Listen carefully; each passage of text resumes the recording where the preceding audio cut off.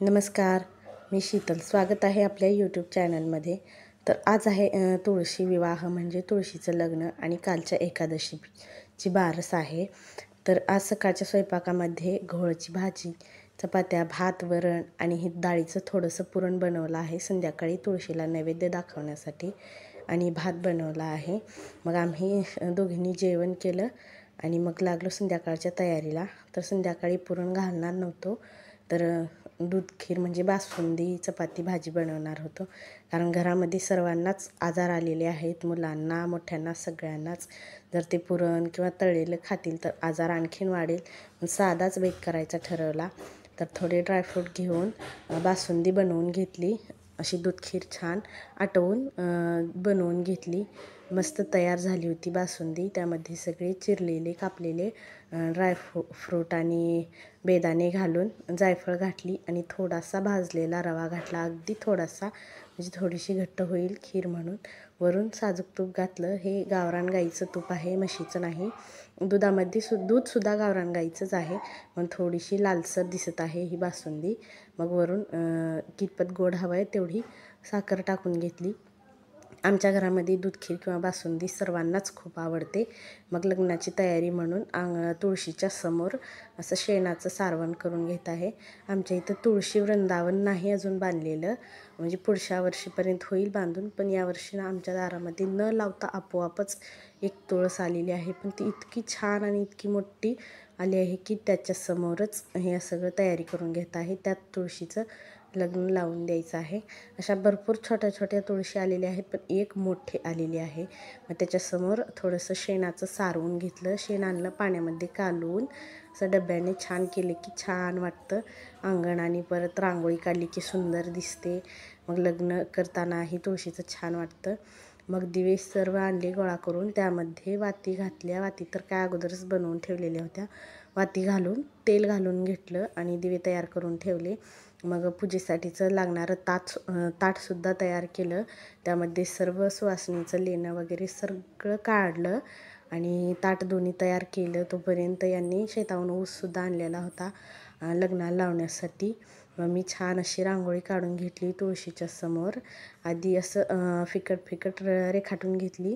त्यावरती सुपारीची रांगोळी काढली. मला सुपारीच्या रांगोळी काढायलाही सोपं वाटतं आणि दिसायलाही सुंदर वाटते. सुपारीच्या रांगोळी खूप आवडतात.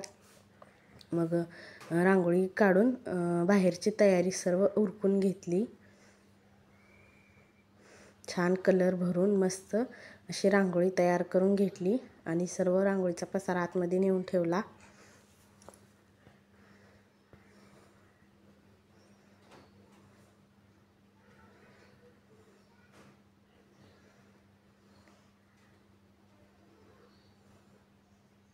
बाहेरची तयारी उरकली म्हणजे घरातलं काम करता येईल सर्व. मग संध्याकाळ झाली आणि मग दिवे लावून घेतले अगोदर, कारण दिवे लावायच्याच टायमाला लाईट गेलेली होती, म्हणून थोडासा उजेड व्हावा त्यासाठी अगोदर दिवे लावून घेतले. दिवे लावून झाले तोपर्यंत लाईटसुद्धा आलेली होती. मग सगळी पूजेची तयारी उरकून घेतली. म्हणजे ऊस लावलं, त्याला माळा गुंडाळ्या, तुळशीला माळ घातली आणि तुळशीसमोर 5 दिवे लावले रांगोळीवरती. आणि म्हणजे तिथं आपल्याला कृष्णाची पूजा करता येईल. मग सर्व मुलं आम्ही तयार झालो आणि पूजेची तयारी करायला घेतली. सर्व साहित्य बाहेर आणलेलं होतं. ऊस ॲडजस्ट करून घेतली आणि श्रीकृष्णाचा अभिषेक केला. त्याला 11 तुळशीची पानं वाहिली, पंचामृत वाहिला. तुळशीलासुद्धा पंचामृत वाहिले. हळद कुंकू विभूती लावून श्रीकृष्णाची मस्त अशी पूजा करून घेतली. वस्त्रमाळ घातली श्रीकृष्णालासुद्धा. हे बघा, सर्व पूजेची तयारी मी दुपारीच करून ठेवलेली होती. त्यामध्ये पंचामृत आहे, अक्षता आहेत, फळं आहेत, बोर, आवळा तर हे कंपल्सरीच लागतं. आमच्या इथे पूजेला बोर, आवळा, चिंच आणि हरभऱ्याची भाजी असं साहित्य लागतं. तर ते दुपारीच आणलेलं होतं. ते सर्व आणून मग त्यासोबत दुसरीही फळं ठेवली. केळी, पेरू, जाम सगळे फळं ठेवली, डाळिंब, असं 5 फळं आणि 5 जे सुके फळं असतात ना, बदाम, परत खारी खोबरं ते ठेवले. फुलं वाहिली, झेंडूची फुलं, गुलाबाची आणि जास्वंदाची सुद्धा होती, ती वाहिली. मग तुळशीला अभिषेक केला, हळद कुंकू वाहिलं आणि तुळशीला मंगळसूत्र, वस्त्रमाळ, म्हणजे पूजेचं सामान आणतानाच त्यामध्ये 2च हिरव्या बांगड्या दिलेल्या होत्या त्या साहित्यामध्येच. ते बांगड्यासुद्धा घातल्या आणि घरच्या ज्या नवीन बांगड्या होत्या दिवाळीसाठी भूमीला घेतलेल्या त्यासुद्धा ठेवल्या. आणि मग सगळ्यांनी पूजा केली. आणि मग आम्हाला का मंगलाष्टिका काही येत नव्हती, पण मोबाईलवरती मंगलाष्टिका लावली आणि सर्वांनी ऐकत ऐकत तुळशीला अक्षदा वाहिल्या. सर्वांना अक्षदा देऊन मंगलाष्टिकेला सुरुवात झाली. मग तुळशीची मंगलाष्टिका म्हणली अगोदर आणि मग पूजेला सुरुवात केली.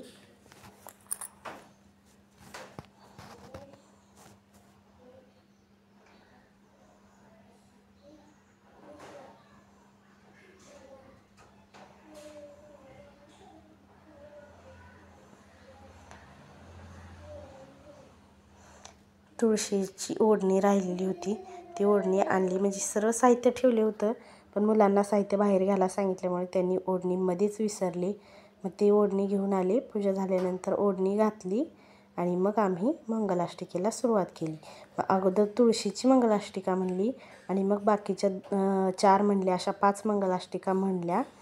आणि मग गणपती बाप्पाची आणि तुळशी मातेची आरती करून घेतली. आजची पूजा कशी वाटली ते कमेंटमध्ये नक्की सांगा. आणि तुम्ही तुळशीची पूजा कशी करता ते सुद्धा मला कमेंटमध्ये सांगा.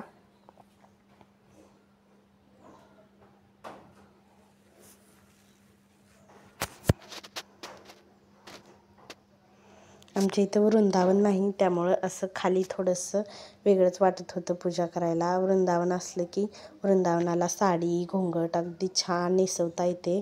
म्हणजे किती छान वाटते तशी पूजा करताना. वृंदावन नाही, पण तुळस इतकी मोठी आलेली होती की तिला व्यवस्थित बांधतासुद्धा येत नव्हतं. म्हणून आम्ही अशी छान असं तुळस होती त्याचीच पूजा केली मस्त. आणि मग सर्वांनी मंगलाष्टिका म्हणली, अक्षदा वाहिल्या.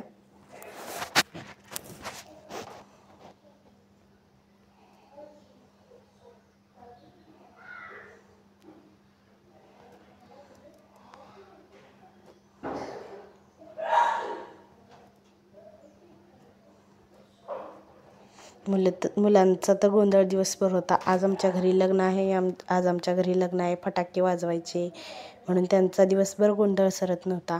मग आरती केली, सर्वांना आरती दिली.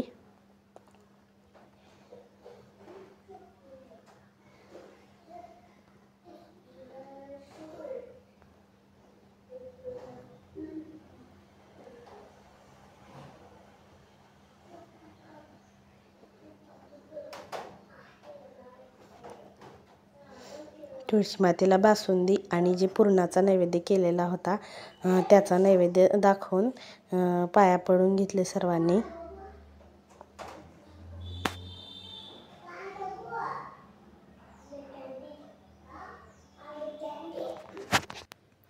त्यानंतर आम्ही फोटो काढल्या तुळशीसोबत.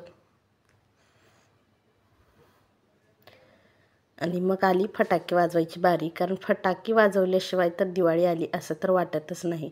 म्हणजे तुळशीचं लग्न झालं असं वाटत नाही. कुठलेही लग्न झाले की आपण फटाके किंवा बँडबाजा वाजवतोच. बँडबाजा तर काय नाही, पण फटाके वाजवले.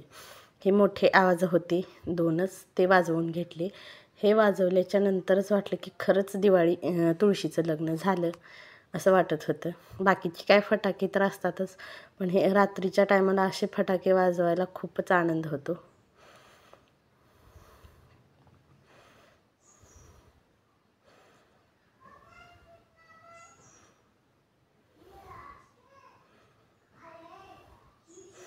भीती तर खूप वाटते, पण वाजवायची हौस काय संपतच नाही.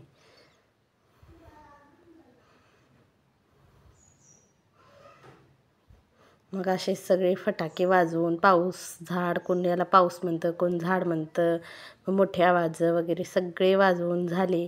आणि मग त्यानंतर एकच सुरसुरी किंवा त्याला फुलबाजा असं काही म्हणतात, पण ती होती. मग ती वाजवून असं आम्ही फटाक्याचा सगळं वाजवून संपवून घेतलं. मुलांना याची खूप भीती वाटते. भूमी तर काय पळूनच गेली, पण बाकीच्यांनी आनंदात सगळे फटाके वाजवून घेतले. त्यांना खूप आनंद होत होता. असं काहीतरी घरात असताना मुलांना खूप छान वाटतं. सगळे फटाके वाजवून झाल्याच्या नंतर थोडासा स्वयंपाक बाकी होता. म्हणजे दूधकीर आणि वांग्याची भाजी तर झालेली होती, पण चपात्या अजून बाकी होत्या. मग त्या सगळ्या लाटून घेतल्या, म्हणजे गरम गरम सर्वांना जेवता येईल म्हणून. नैवेद्याचं ताट आतमध्ये घेऊन आली, कारण बाहेर कुत्रे वगैरे येतात, ते काही ठेवत नाहीत म्हणून. अगोदर नैवेद्याचं ताट तेवढं घरात घेऊन आली, बाकीचं सगळं बाहेरच होतं. मग सगळं चपात्या लाटून घेतल्या, मस्त अशा चपात्या बनवून घेतल्या गरम गरम, आणि मुलांना मोठ्यांना जेवायला वाढले.